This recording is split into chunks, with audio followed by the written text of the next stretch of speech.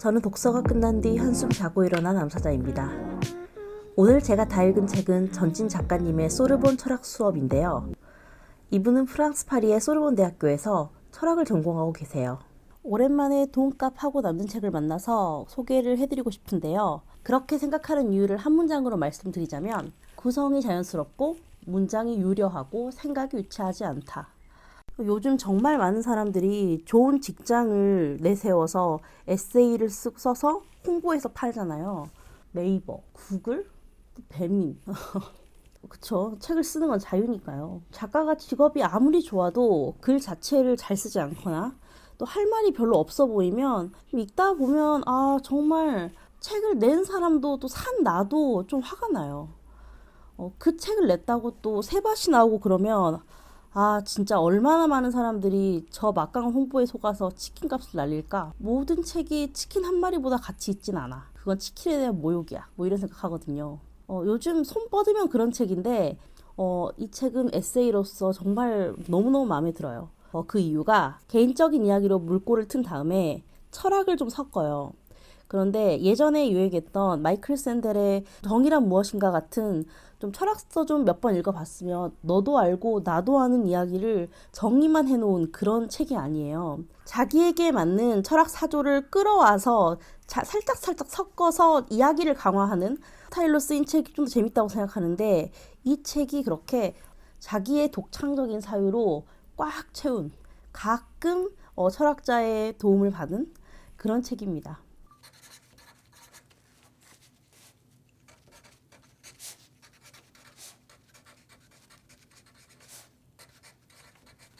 제가 가장 재미있게 읽었던 부분은 295페이지입니다.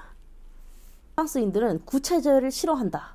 그리고 그것을 프랑스 혁명으로 무너뜨린 나라야. 이거를 되게 자랑스러워하면서도 무슨 행사만 있으면 베르사유 궁전에 가서 한대요. 베르사유 궁전은 대표적인 프랑스의 관광 명소죠. 그리고 거기에서 파는 기념품에 자기들이 프랑스 혁명에서 목을 친 구체제의 상징 마리 앙뚜아네트 얼굴을 박아서 판대요. 저 제국주의에 대해서도 마찬가지인데요. 자유평등 박애? 그 박살난 얘가 그 식민지 아닙니까? 근데 아직도 구식민지 국가들과 형동생 관계를 유지하면서 프랑스식 교육 잘 받으면 사업길 열어주고 또 공부 잘하면 관직 던져주고 그 당분도 주고 채찍도 주고 하면서 그 나라에서 친프랑스적인 정권이 서는 것이 너희한테 더 좋아. 너희 경제에 더 좋다. 이것을 자꾸 알려주는 거죠. 이거 가스라이팅입니다. 이런 신제국주의적 관계를 유지하는 거죠. 더 이상 군대 끌고 가서 식민지를 만들지 않는다고 해서 그 관계가 제국주의적 관계가 아니냐고요. 그렇죠. 너희가 아직도 이렇게 제국의 행태를 보이면서 자유평등 박애 같은 소리 한다. 그걸 보면서 작가님이 다행이다. 한국은 적어도 프랑스같이 제국주의에 물든 역사가 없다라고 쓰셨어요. 이게 무슨 말이냐면 제국주의나 베르사유는 되게 매력적이잖아요. 내가 강했던 과거에 대한 향수 버리고 싶으세요? 노골적으로 꽉 끌어안고 가고 싶어하는 옆나라 있잖아요. 천황? 아직도 일본에서 심심하면 대두되는 정한론? 머리로는 반인륜적이다라고 말했던 강했던 과거의 가오를 마음에서까지 완전히 떨쳐버리고 진심으로 싫어하기는 쉽지 않습니다. 그러니까 독일이 대단한 것 같아요. 그래서 작가가 보기에 한국은 강했던 적이 없으니 그런 향수가 없고 지금 한국 사회의 문제인 학벌주의, 경쟁사회, 소수자 폐제, 천민자본주의, 획일화 교육 이런 것들은 그걸 갖고 가고 싶은 사람이 없죠. 누가 봐도 너무 싫은 게 사회의 적인 게 장점이다. 말 되죠. 한국은 자기 부정을 거쳐도 깨어난 자신이 남는다. 저는 정말 마음에 들어요. 이게 작가가 생각하는 한국의 자각하지 못한 스스로의 가능성이래요. 정말 공감합니다. 우리의 드라마는 사극마저도 잘 되면 옆나라가 배합할지는 몰라도 속에서 원통함이 밀려와서 지금 너희가 빛나는 거는 우리 조상을 태워서 연료를 쓴 결과물이야. 이럴 사람이 없어요. 개운한 나라죠. 왜냐? 강대국이었던 적이 없으니까. 이게 매우 약자인 저에게도 정신승리의 근거가 되려고 해요. 아무도 짓밟지 않았어요, 저는. 왜? 올라가 본 적이 없으니까. 나의 성공에 누군가 배아파할 수는 있어도 피눈물을 흘리진 않을 것이다. 아, 역시 나 같은 사람이 잘 돼야 돼.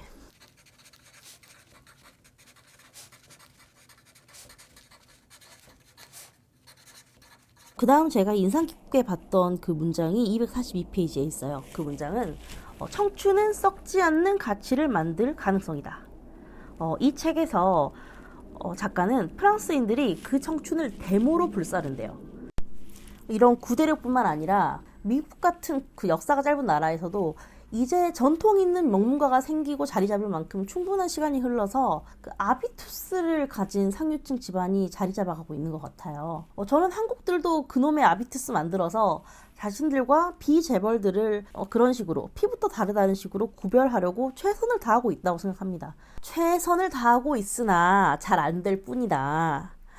응, 해봐. 그러다 걸려봐. 저 영국이 아직 그 왕과 귀족 집안이 있어서 그게 정말 심하대요. 몇 년 전에 평민들이 다니는 공립고등학교에서 어떤 여학생이 영국 수능 만점을 맞았는데 옥스포드에서 거절을 해가지고 기자들 앞에서 분노를 터뜨리는 사진을 본 적이 있어요. 그 기사를 본 적이 있는데 저는 막 그런 거 보면은 인간의 한계는 원래 이것밖에 안 되는데 그 와중에 우리나라 잘하고 있는 거 아닌가? 막 이러면서 국뽕이 막 생겨요. 그래서 그 국뽕 때문에 지금 잊지 못하고 있는데요. 이 책에 따르면 프랑스도 그게 심해서 프랑스의 젊은이들 사이에는 수직적 상승의 희망이 거의 없대요. 하지만 한국보다 나은 면은 수평적 평등에 대한 희망이 있고 그에 대한 표현이 시위라는 겁니다. 그것이 프랑스 청춘이 만드는 썩지 않는 가치를 만드는 행위래요. 근데 저는 이게 전진 작가의 말이 외국인이라서 그렇게 볼 수도 있다고 생각해요. 왜냐면 이렇게 생각하는 근거가 너무 빈약해요. 작가님이 이 유튜브를 보시진 않겠죠? 작가님 뭐 공부 열심히 하고 계실 테니까. 그쵸? 그냥 저의 생각이에요. 이분이 드는 그 예시가 사람들이 모여서 이런저런 대화를 하다가 갑자기 하지만 우리는 우리의 정원을 가꿔야죠. 이렇게 하면 그 옆에 있는 사람들이 다 웃었대요.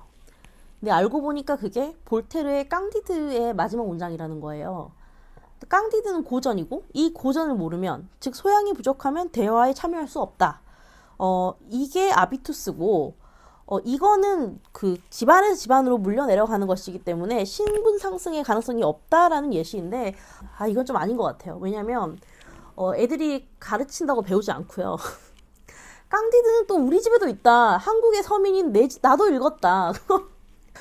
저도 그 문장 알거든요. 이거는 신분 문제가 아니라 약간 그냥 교육의 문제 아닌가요? 우리나라도 막 누가 계속 먹고 싶다고 해서 마음 먹고 사왔는데 갑자기 그 사람이 못 먹겠다 그러면 어쩐지 오늘 운수가 좋더라니 하면 다 알아듣잖아요. 이걸 못 알아먹으면 한국어를 잘해도 한국인이 아닌 거죠. 그냥 그 소설을 아느냐의 문제고 이건 외국인이 어학원에서 한국어 좀 배우고 애인 사귀어서 몇 년 한국어 연습 좀 한다고 알 수 있는 게 아니어서 외국인들이 소외감과 또 학습에 대한 어려움을 느낄 수는 있어요. 근데 이게 계층이 다른 사람을 은근히 배제하는 행위인가요? 저는 아니라고 생각해요. 물론 그 작가님이 프랑스에 살면서 보고 느끼신 게 있으셔서 하는 말씀이실 테고 저는 잘 모르니까 할 말이 없는데 근거가 조금 더 있었으면 좋겠어요. 아까 말씀드린 그 옥스퍼드처럼 프랑스의 서민이 바칼로레아 만점 받아도 안 받아주고 그러나요? 책을 읽으면서 자꾸 저 자신한테 질문을 했어요. 시위 어때? 시위 괜찮아?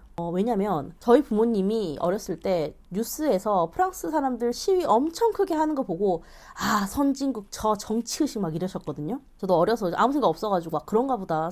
저 사람들은 선진국이고 많이 배우고 민주주의가 발달한 나라에서 시위를 하나 보다라고 생각을 했었는데 근데요. 똑같은 인파가 똑같은 피켓을 들고 시위하고 소리치는데 그게 완전 후진국이었어 봐요. 그러면 너네 일 안 하고 시위나 하고 맨날 이러니까 가난하지. 게을러가지고 일 열심히 하기 싫어서 시위나 하는 거 봐라. 이런 생각 전혀 안 할 자신 있으십니까? 이 또한 인종차별이나 그 선진국에 대한 사대주의가 발현된 생각 아닙니까? 저는 지금 시위 안 하고 유튜브 보고 있어요. 불만 진짜 많은데 불만이 많아요. 불만이 많은데 그래도 유튜브 보고 있습니다. 근데 제가 광화문의 시위단보다 덜 멋있다고 생각한 적은 없어요. 정말 이 작가분이 쓰고 계신 것처럼 이념으로 시위로 사회를 바꾼다가 선진의식이고, 지하철 파업한다 뭐 그러면 직장인들 출근길 걱정되네, 택시 타면 되겠네, 뭐 이런 생각하는 게 헬조선인의 한계입니까? 그걸 계속 저 읽으면서 자문했어요. 선진국을 소개한 이 글에 휩쓸리지 않으려고요. 되게 노력했어요. 선진국에 대한 선망을 휩쓸리다가 우리가 왜 저렇게 하지 않고 이렇게 하고 있느냐, 이러고 있는 이유가 분명히 있는데 그걸 자꾸 잊고 한국민과 또 나 자신에 대한 자부심을 잃어버리기가 쉽다고 생각해요. 저는 이 청춘으로 무슨 썩지 않는 가치를 만들고 싶으냐 하면 역시 시민은 아니에요. 저는 능력을 쌓고 싶어요. 근데 프랑스 사람들보다 덜 이타적이어서가 아니고요. 저는 나라를 구하고 싶어서 20대 중후반을 모두 고시에 바쳤어요. 진짜 그 이유가 일신의 영달이 아니라 내가 진짜 이 나라, 이 국민들의 아빠가 돼주겠어. 내치는 대통령이 알아서 하겠지? 바깥 일은 내가 책임진다. 진짜 이 마음으로 너 왜 외교관 하고 싶어 하면 이거 다 얘기했어요. 내가 너희들 아빠가 돼줄게. 제가 외교관이 됐잖아요. 그러면 제가 있는 나라에선 여러분 여권을 잃어버리거나 강도를 당해도 아무 걱정 없으셨을 거예요. 지금도 그래요. 뭔가 할 줄 아는 인간이 되고 싶어요. 제가 출근이 오후 5시 아닙니까? 그래서 커피 마시다가 이따금씩 속이 타들어가요. 그 이유가 내가 학원에서 애들 가르치는 거 말고는 아무것도 못하는 사람으로 늙어 죽을까봐 그래요. 저는 좀 더 유능해져서 더 많은 것을 사회에 해주고 싶은 사람이고 싶은데 그렇지 못한 채로 내 젊음이 끝나고, 그래서 나의 뭔가를 배우고 뭔가 분연히 떨치고 나갈 수 있는 패기 같은 게 노쇠해짐과 함께 사라질까봐 그게 너무너무 두렵습니다. 98페이지에 건포도빵이냐 사과잼빵이냐 하는 얘기예요. 한국으로 치면 부먹과 찍먹, 민초파와 반민초파의 논쟁 정도 되겠죠. 책에 따르면 프랑스 베이커리에서 이 집이 빵을 잘하나? 이 기준은 크루아상이래요. 네, 그래서 크루아상이 타고 중심인데, 그런데 그냥 히트빵 말고 옆에 있는 거 있잖아요. 장 블랑제리 같으면 단팥빵이나 맘모스가 핫한데, 그렇다고 해서 소보루빵을 안 만들거나 슈크림빵이 없으면 좀 이상하잖아요. 그런 것처럼 주목받지 못하는데 한쪽 구석에 항상 있는 빵, 모든 빵집마다 있는 빵이 이 작가님이 좋아하시는 건포도빵이래요. 그래서 이분이 너무 좋아하다 보니까 SNS에 그 건포도빵에 대한 맹목적인 사랑을 노래를 했대요. 그러면서 그 옆에 있는 사과잼빵 맛없어. 나는 사과잼빵 좋아하는 사람이랑은 치질 수 없을 것 같아. 사과잼빵은 먹으면 지저분해지고 사과잼이 안에 들어있잖아요. 그러니까 속에 내용물이 뭐가 들어있는지 알 수 없는 그 은큼한 빵을 먹는 사람이랑은 치질 수 없다. 뭐 이런 드립을 친 거죠. 그랬더니 SNS 친구들 사이에서 사과잼 빵파하고 건포도빵사 사이에 싸움이 붙은 거예요. 물론 장난으로 싸운 거겠죠. 서로 혐오스러워, 건포도. 끔찍해, 사과잼. 뭐 이렇게 싸웠대요. 이제 거기서 막 장난을 치다가 작가님이 좀 등골이 서늘해지신 거죠. 이게 빵 얘기로 장난친 게 아니고 환경 문제나 성소수자나 인종 문제였으면 어땠을까? 내가 나름 철학을 공부하는 사람인데 좀 균형 잡힌 시선을 유지하지 못했다. 뭐 이런 생각을 하시면서 조금 놀라셨다는 거예요. 그리고 반성하는 마음에서 그 다음날 빵집 가서 사과잼빵을 사 먹었다. 뭐 그런 얘기인데 우선은 여기까지 들으면 문과생은 이래서 안 된다 싶지 않으세요? 문과생은 그냥 한국어로 치면 민초라니 치약 좋아하냐? 뭐 그런 농담한 건데 그거 가지고 뭐 인종차별 문제니 뭐니 이런 생각을 하다니 별것도 아닌 것에 너희 너무 진지해. 이래서 문과생은 안 돼. 뭐 이렇게 머리 아프다고 생각하시는 분들이 계실 수도 있는데요. 저는 인정.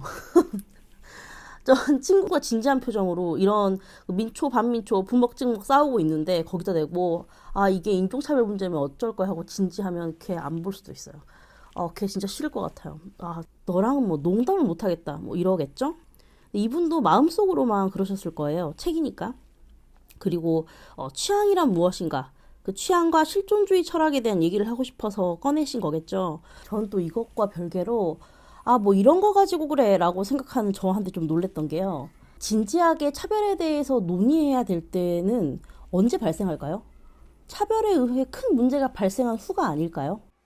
저는 그런 일이 발생했을 때 그 피해자의 상처를 감싸 안아주고, 아, 우리가 다시는 안 그래야겠다 하고 반성하고 이것은 최선일 수밖에 없다고 생각해요.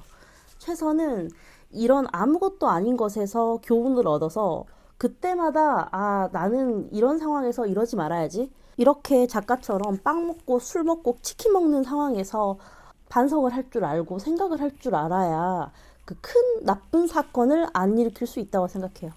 그래서 저는 작가의 이 상황에 뜬금없는 이 자기 반성 매우 매우 지지합니다. 마지막 부분은 짚고 갈까 말까를 사실 좀 고민을 했었는데, 뭐 이건 제 유튜브니까요. 바로 작가님의 성매매 문제예요. 이 책은 정말 너무너무 수작입니다. 몰입해서 쭉 잘 읽었는데, 그리고 제가 소개드리지 않은 부분도 진짜 좋은데 말로 풀어내기가 좀 어려워서 읽으면서 생각은 많이 했는데 이제 여기서 다루진 않는 거거든요. 아, 그런데 이 책은 끝에 폭탄이 숨겨져 있어요. 작가님이 그러니까 내내 얼마나 가난한 집에서 살았는가에 대해서 이제 쓰여 있어요.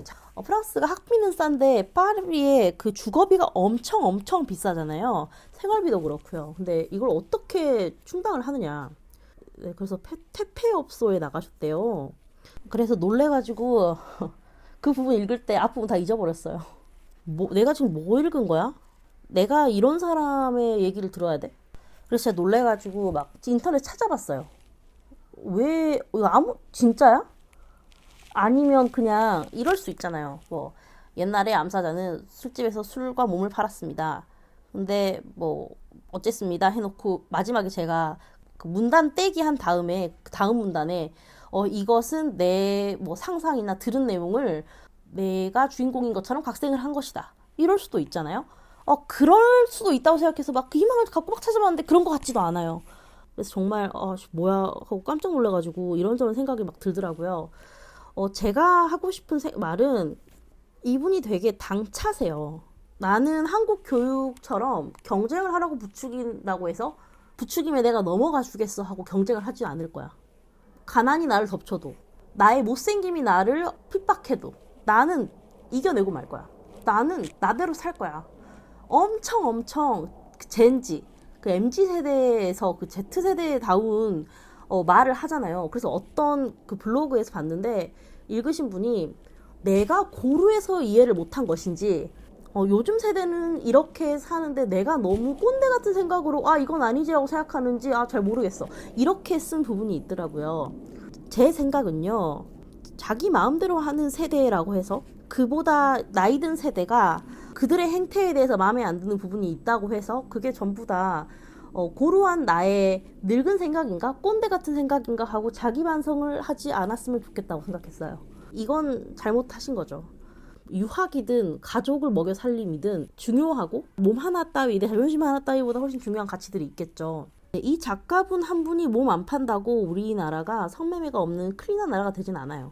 사람들이 성매매가 없는 사회가 되어야 한다고 생각하는 이유는 그 남성이 여성을 혹은 여성이 남성을 보면서 저거 10만원짜리 저거 20만원짜리 저거 30만원짜리가 깝치네 뭐 이런 생각을 하지 않는 인간을 가격을 매기지 않고 물질로 목적으로 이용하지 않고 사람을 사람으로 존중해서 바라보는 사회를 만들고 싶어서인 거잖아요. 나 하나가 몸 판다고 혹은 나 하나가 몸 안 판다고 그게 바뀌진 않겠죠. 그런데 나 하나가 몸을 안 팔아야 하는 이유는 내가 가지고 있는 올바른 사회에 대한 철학, 올바른 인간상에 대해서 내가 배반을 하지 않기 위해서예요. 저는 소크라테스처럼 똑똑하거나 훌륭하지가 않는데요. 전혀 아닌데 저는 소크라테스가 마지막에 악법도 법이다 하고 독약을 마신 그 마음을 이해해요. 뭐 이해를 하는 건 소크라테스가 한 100가지 생각을 하고 그걸 마셨다면 전 한 가지 정도 이해를 한다면 그 정도긴 한데요. 그 제가 이해하는 한 가지는 이거예요. 내가 소크라테스가 이거 안 먹고 응 알았어 나 도망갈게 하고 내가 옆 나라로 망명 가서 인류에 더 공을 세우는 엄청나게 훌륭한 그 철학적인 업적을 만들면 되지. 내가 그러면 누가 내가 이 도망간 거 가지고 욕을 하겠어. 욕을 안 했을 수도 있죠.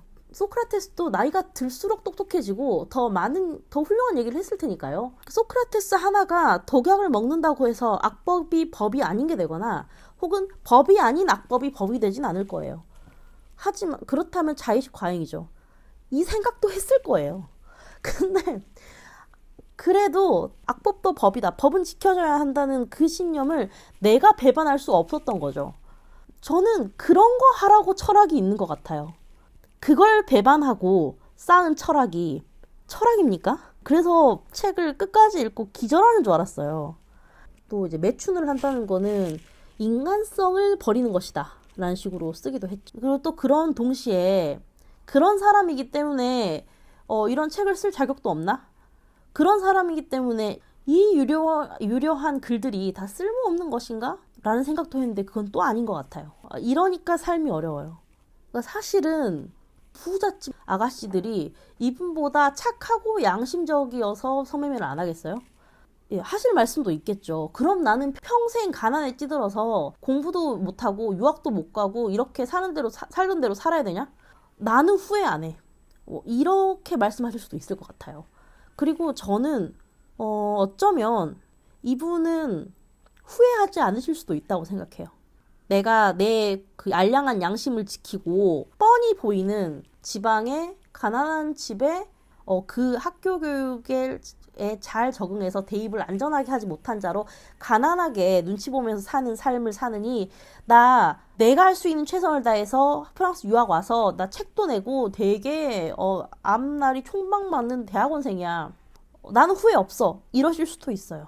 그런데 후회하실 수도 있죠. 이 그림자가 정말 한 개인에게서 사라질까요? 또 막상 성매매를 해보면 별것도 아닌데 제가 또 아무것도 모르고 대단한 무슨 죄인 것처럼 생각하는 걸까요? 모르겠어요. 사는 건 참 어렵죠. 딱 자기가 가질 수 있는 것만 쥐어야 하나? 그래도 저는 몸 파는 거 빼놓고 방법이 없다 싶으면 유학 안 갔을 것 같아요. 내 대단하신 몸을 지키고 양심을 지키시고 뭐 이런 게 아니라 몸 팔아서 만든 여비로 쌓은 철학의 탑이 어찌 공고하게 버텨줄 수가 있겠느냐 이런 생각을 할 것 같고 혹은 그 과정을 눈 딱 감고 거쳐 성공하신 분들이 봤을 땐 네가 그래서 안 되는 거야 라고 저한테 하실 수도 있죠. 아주 어렵다고 생각합니다. 정말 네, 여기까지고요. 다음번에는 더 재밌는 책을 가지고 또 찾아뵙겠습니다. 하실 말씀 있으시면 댓글 꼭 남겨주세요. 감사합니다. I love you.